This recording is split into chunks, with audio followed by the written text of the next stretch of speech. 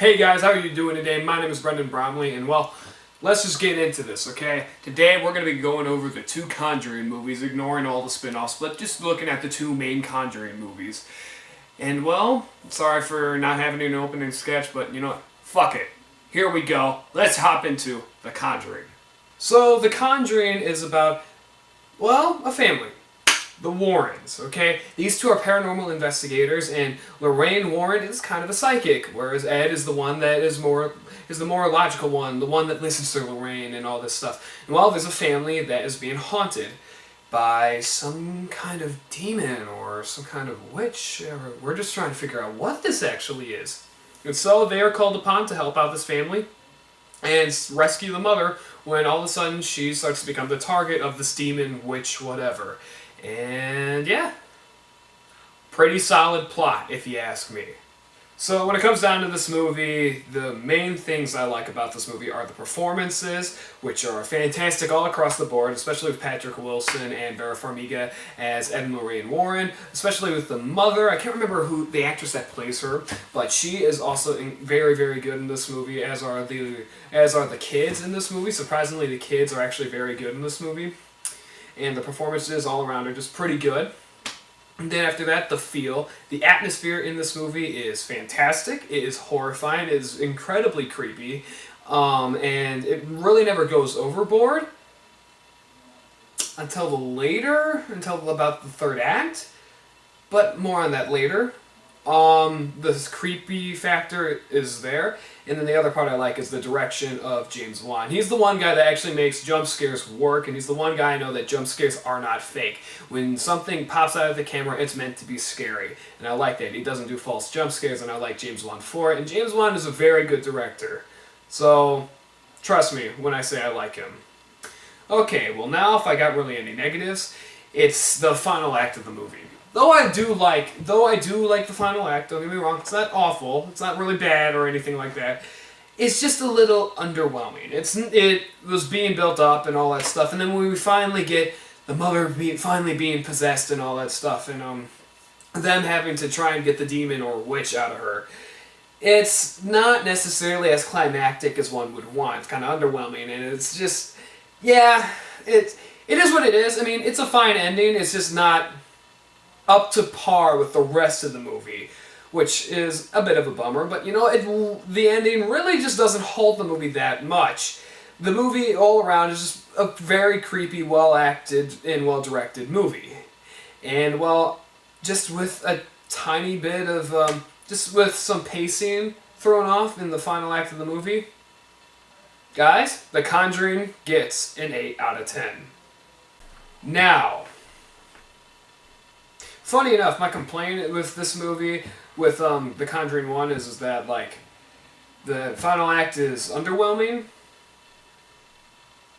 Well, with this movie, I'd say it's overwhelming. With The Conjuring Part 2, I say it's an overwhelming movie. But in a very good way. So, The Conjuring 2 follows Ed and Lorraine Warren again, and they are being called upon to go to another house that is haunted. But this time, there is something else haunting the Warrens too, and it's this killer nun, this demon ghost nun that's haunting them and stuff. And it's up to them to stop the nun, and it's up to them to stop the hauntings in this house, and with Lorraine Warren trying to prevent Ed Warren's death. Trust me, The Conjuring 2 is a sequel in every definition of the word. It builds upon the original and tries to up the original in every way. And for it, I like this movie more than I do the first one. So let's start off with the positives. Obviously the positives are the performances. The performances, once again, are great. And this time Vera Farmiga really does get a chance to shine.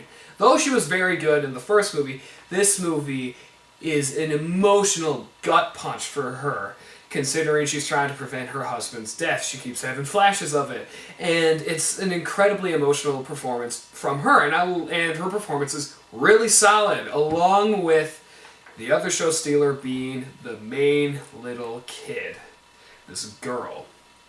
Her performance is incredibly weird. But it's a good weird. We are trying to figure out whether or not she actually is being possessed or if she's lying and stuff. And so it's made out to believe she's lying, but then after that it's revealed that she wasn't, that she was being forced to do this stuff by the demon. And it's absolutely insane. And her performance really had me sold on every bit of it. I really felt the emotion, I really felt the torment behind her character, and her performance is outstanding. Once again, the feel is better. The feel is even more creepy, and this is when I say it's overwhelming, because like it's an overwhelmingly creepy movie. Though the jump scares, I never jumped at them, the movie itself is very creepy.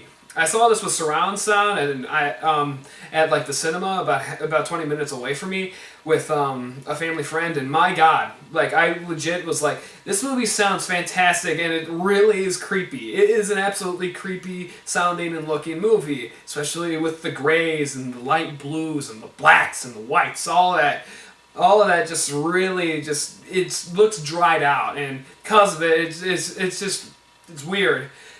And once again, finally, the direction of James Wan. Once again, James Wan, man, he is a legend, because this movie even more ups the ante with how it can scare the audience, especially with the nun. With her character, the way that she actually attacks people is incredibly creative, and I like it. Especially when her hands come all around the painting, and then all of a sudden she sticks her head through the painting of the actual nun, and all of a sudden the actual nun painting becomes the nun, and she runs at Lorraine with the painting still there, and it's creepy. It is actually really freaking creepy, and I really like James Wan's direction in this movie. Okay, so now if I were to have any negative, it would be the fact that the movie is a bit too long, and that at times the pacing gets thrown a little bit off. So we meet the Warrens like very early in the movie, and then after that they kind of vanish for about half an hour, 40 minutes, and then they finally come back. Which that's a long time to go without your protagonists, and it actually you felt them missing. You were like, where the hell are they? And that's probably my only big issue is that lots of the stuff we saw could have been cut out or could have at least been paced together better, so in that way it didn't feel like a 2.5 hour movie, because the movie unfortunately did feel like a 2.5 hour long movie, and it's mainly due to the fact that first hour the pacing is thrown off quite a bit. Though I do like this movie more than the original, I do say it still has the same problem as the original, as in the pacing is thrown off, and that every now and then it's not up to par as the rest of the movie. But, you know what, guys, that's not going to halt this movie either. And since because of the fact I think this movie's better, I'm going to give The Conjuring 2 a 9 out of 10. Alright, guys, so there we go. We just went over The Conjuring Part 1 and 2. And so, I hope you guys enjoyed it. My name is Brendan Bromley. I will see you guys I will see you guys, what the fuck is my catch line? I hope you guys enjoyed this video, whatever.